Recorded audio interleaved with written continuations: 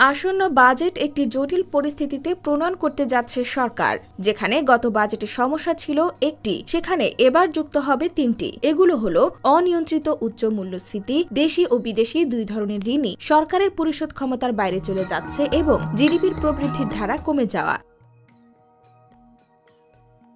এসব সংকট অর্থনীতিকে ত্রিমুখী চ্যালেঞ্জের সম্মুখীন করছে। এই চ্যালেঞ্জগুলো নির্মূল করার জন্য কর্মসংস্থান, শিক্ষা, সামাজিক সুরক্ষা এবং অন্তর্ভুক্তিমূলক সমাজে ফোকাস করা উচিত। ঠিক এই তথ্যগুলো তুলে ধরেছে বেসরকারি গবেষণা সংস্থা সেন্টার ফর পলিসি ডায়ালগ সিপিডির বিশেষ ফেলো ও নাগরিক প্ল্যাটফর্মের আহ্বায়ক ড দেবপ্রিয় ভট্টাচার্য।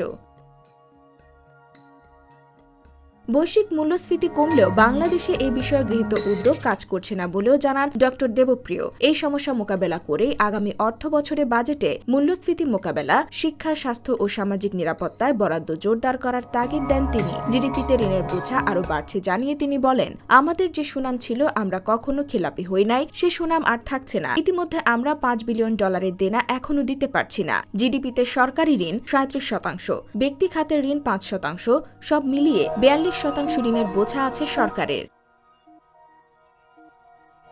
জিডিপির লক্ষ্যমাত্রা পূরণ করা কঠিন হবে জানিয়ে দেবপ্রিয় বলেন, বাজেট বাস্তবায়নে স্থানীয় সরকারকে যুক্ত করতে হবে, যাতে স্থানীয় পর্যায় থেকে সরকারি রাজস্ব আদায় ও নির্ধারিত খাতে ব্যয়ের পরিপূর্ণ কাঠামো নিশ্চিত করা যায়।